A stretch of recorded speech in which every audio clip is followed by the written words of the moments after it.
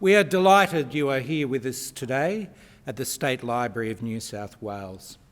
A very warm welcome also to our online audience. We're broadcasting live right across Australia via Zoom.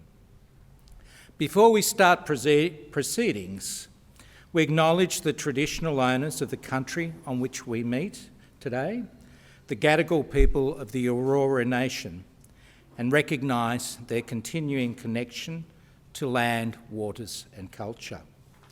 We pay our respects to elders past, present and emerging. Well, it's nearly been 2 years since we've hosted one of Professor Carter's seminars at the State Library of New South Wales. Welcome back, John.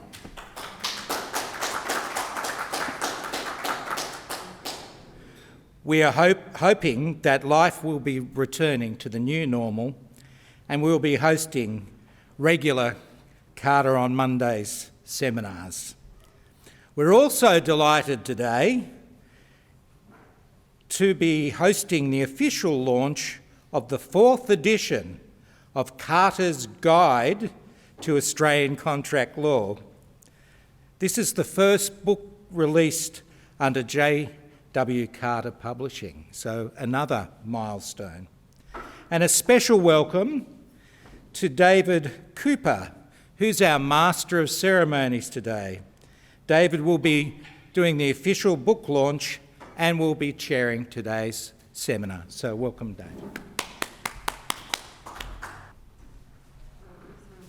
Thank you, Max. To the launch. It's a great honour, and thank you, John, for the honour, to be able to launch the first publication, as Max said, of J.W. Carter Publishing, the new publishing house, the new publishing force in legal education. And that is the 4th edition of, as Max said, Carter's Guide to Australian Contract Law. It has been 7 years since the 3rd edition, but as they say, the wait was worth it. The enhancements and improvements from the 3rd edition are stark and profound and exciting. Let me give you some brief insights. First, the new presentation is in colour. It is the first book that John has produced in colour. This enables the reader to easily navigate between John's precise exposition of the law, his case studies, the hypotheticals, and the quick quizzes. The artwork is terrific, and this enhances one's navigation through each chapter. Congratulations to you, Helen, at the back, for this.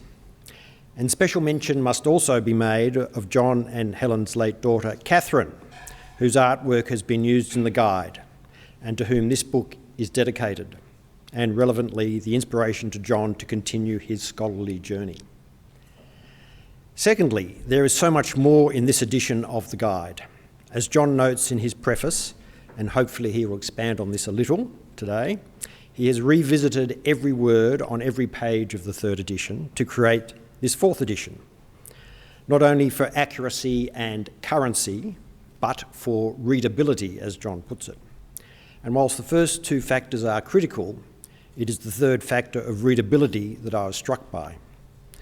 John, all those consumer contracts which you and I had to rewrite in plain English for clients after the unfair contracts term legislation was introduced in 2010 have, consciously or subconsciously, resulted in you providing a masterful simplification and thereby, in my view, an even greater understanding of critical contract law concepts.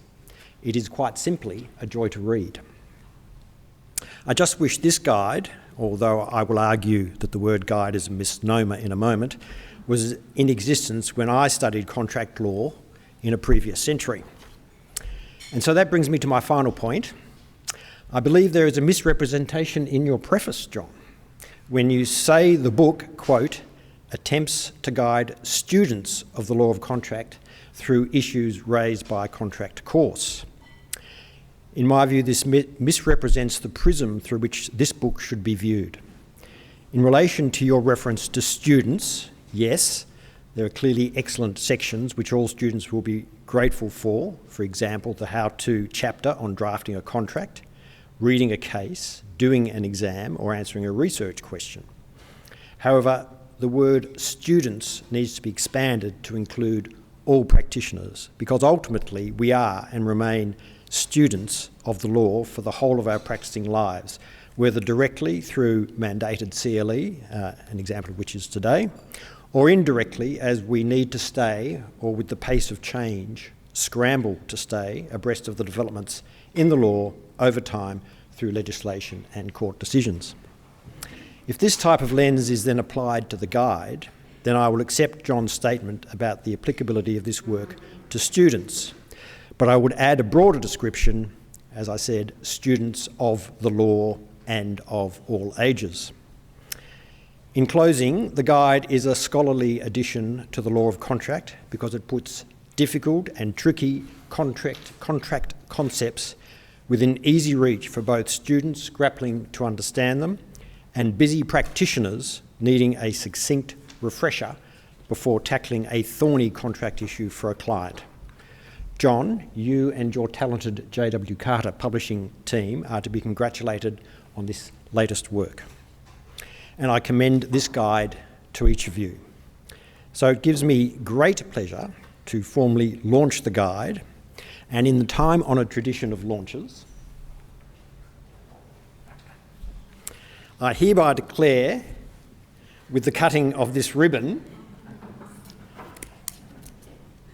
Carter's Guide to Australian Contract Law launched. Congratulations, John.